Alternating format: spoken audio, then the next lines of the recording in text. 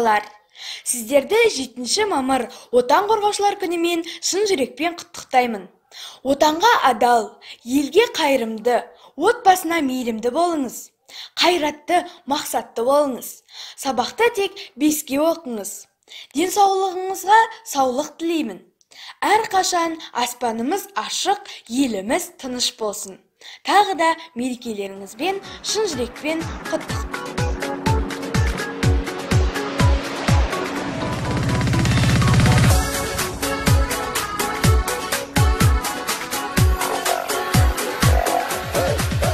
Адалдықтың естеңгілін, ғажайып келешектің төккенін, ардақты ағаларға шын көңілден жолдаймыз алғыспенен сәлем бүгін.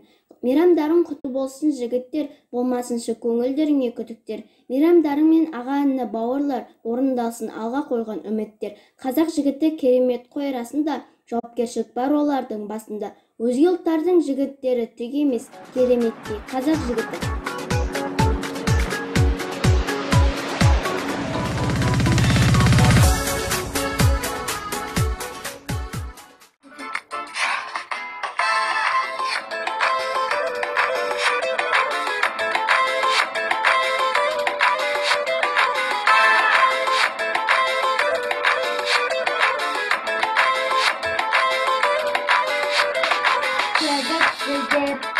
Тек бір сөйлеп толқынатын жігітсіздер, бір ғасырда бір туатын жігітсіздер.